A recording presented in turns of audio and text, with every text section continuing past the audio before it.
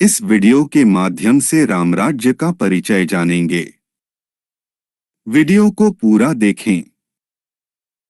रामराज्य प्रशासन के चैनल को सब्सक्राइब और लाइक करें, साथ ही कमेंट के माध्यम से अपने विचार भेजें। अयोध्यापति श्री राजा रामचंद्र की जय। उन महान राजा रामचंद्र जी की परमप्रिय राजधानी अयोध्यापुरी एक समय विश्व का राजनैतिक व सामरिक केंद्र था।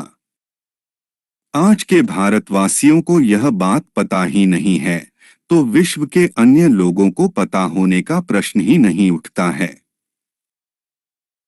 अयोध्यापुरी वह स्थान है जहाँ के प्रतापी व विश्वव्यापी राजाओं और उनके शासन के सूत्र को संपूर्ण विश्व में मान्यता प्राप्त होती थी। चाहे राजा मनु हो, राजा पृथु हो, भागीरथ हो या राजा राम हो, सभी के कृत्यों ने पूरे विश्व की व्यवस्था को प्रभावित किया। राजा रामचंद्र जी ने ही सर्वप्रथम शासन के वे सूत्र दिए जो एक राजा या शासन प्रणाली के उत्कृष्ट मानक बन गए। इसी मानक को पूरा विश्व रामराज्य के नाम से जानता है। ये मानक क्या है? आप निम्नलिखित सूत्रों में इसका वर्णन सुने। रामराज्य का वर्णन श्री वाल्मीकि रामायण के बालकांड के प्रथम सर्ग में इस प्रकार किया गया है। नंदिग्रामे जटाम हित्वा भ्रातृभ्यः सहितोनघः रामः सीतामनुप्राप्य राज्यं पुनर्वाप्तवान। अर्थात निष्पाप रामचंद्र जी ने नंदीग्राम में अपनी जटा कटाकर भाइयों के साथ सीता को पाने के अनंतर पुनः अपना राज्य प्राप्त किया है। प्रहृष्टमुदितो लोकस्तुष्टः पुष्टः सुधार्मिकः निराम्यो ह्यरोगश्च दुर्भिक्ष भयवर्जितः। अर्थात अब राम के राज्य में लोग प्रसन्न, सुखी, संतुष्ट, पुष्ट, धार्मिक तथा रोगव्याधि से मुक्त रहेंगे। उन्हें दुर्भिक्ष का भय न होगा। न पुत्र मरणम किंचित द्रक्ष्यन्ति पुरुषाः क्वचित नार्यश्चा विधवा नित्यम भविष्यन्ति पतिव्रताः। अर्थात कोई कहीं भी अपने पुत्र की मृत्यु नहीं देखेंगे, स्त्रियां विधवा न होंगी, सदा ही पतिव्रता होंगी। न चाग्निजम भयम किंचिन्नाप्सु मज्जन्ति जंतवः न वातजम भयम किंचिन्नापि ज्वरकृतम तथा। अर्थात आग लगने का किंचित भी भय न होगा, कोई प्राणी जल में नहीं डूबेंगे, वात और ज्वर का भय थोड़ा भी नहीं रहेगा। न चापि क्षुद् भयम तत्र न तस्कर भयम तथा नगराणि च राष्ट्राणि धनधान्ययुतानि च नित्यं प्रमुदिताः सर्वे यथा कृतयुगे तथा। अर्थात क्षुधा और चोरी का डर भी जाता रहेगा। सभी नगर और राष्ट्र धनधान्य से संपन्न होंगे। सतयुग की भांति सभी लोग सदा प्रसन्न रहेंगे। इसी प्रकार से रामराज्य का वर्णन श्री वाल्मीकि रामायण के युद्धकांड के अष्टाविंशत्याधिकशततमः सर्ग 128 में भी किया गया है।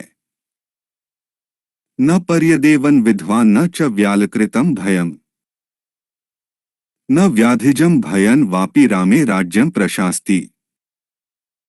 अर्थात श्री राम के राज्य शासन काल में कभी विधवाओं का विलाप नहीं सुनाई पड़ता था, सर्प आदि दुष्ट जंतुओं का भय नहीं था और रोगों की भी आशंका नहीं थी। निर्दस्युर्भवल्लोको नानर्थः कञ्चिदस्पृशत् न च स्म वृद्धा बालानां प्रेतकार्याणि कुर्वते। अर्थात संपूर्ण जगत में कहीं चोरों और लुटेरों का नाम भी नहीं सुना जाता था। कोई भी मनुष्य अनर्थकारी कार्यों में हाथ नहीं डालता था और वृद्धों को बालकों के अंत्येष्टि संस्कार नहीं करने पड़ते थे। सर्वं मुदित में वासीत सर्वो धर्म प्रोअभवत् राम में वानुपश्यन्तो नाभ्यहिंसन परस्परम। अर्थात सब लोग सदा प्रसन्न रहते थे। सभी धर्मपरायण थे और श्रीराम पर ही बारंबार दृष्टि रखते हुए वे कभी एक दूसरे को कष्ट नहीं पहुंचाते थे। आसनवर्ष सहस्राणि तथा पुत्रसहस्रिणः निराम्या विशोकाश्च रामे राज्यम प्रशास्ति। अर्थात श्री राम के राज्य शासन करते समय लोग सहस्त्रों वर्ष तक जीवित रहते थे, सहस्त्रों पुत्रों के जनक होते थे और उन्हें किसी प्रकार का रोग या शोक नहीं होता था। रामो रामो राम इति प्रजानां भवन कथा है। रामभूतं जगाभूद रामे राज्यम प्रशास्ति। अर्थात श्री राम के राज्य शासन काल में प्रजा वर्ग के भीतर केवल राम राम राम की ही चर्चा होती थी। सारा जगत श्री राममय हो रहा था। नित्य पुष्पा नित्य फ्लास्तरवः स्कंध विस्तृता है। कालवर्षी च पर्जन्यः सुखस्पर्शश्च मारुतः। अर्थात श्री राम के राज्य में वृक्षों की जड़ें सदा मजबूत रहती थीं। वे वृक्ष सदा फूलों और फलों से लदे रहते थे। मेघ प्रजा की इच्छा और आवश्यकता के अनुसार ही वर्षा करते थे। वायु मंद गति से चलती थी, जिससे उसका स्पर्श सुखद जान पड़ता था। ब्राह्मणाः क्षत्रिया वैश्याः शूद्रा लोभ विवर्जिताः स्वकर्मसु प्रवर्तन्ते तुष्टाः स्वैरेव कर्मभिः।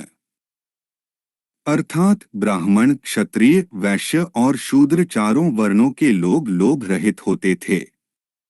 सबको अपने ही वर्णाश्रमोचित कर्मों से संतोष था और सभी उन्हीं के पालन में लगे रहते थे। आसन प्रजा धर्मपरा रामे शास्ति नानृता है। सर्वे लक्षण संपन्नाः सर्वे धर्मप्राणाः।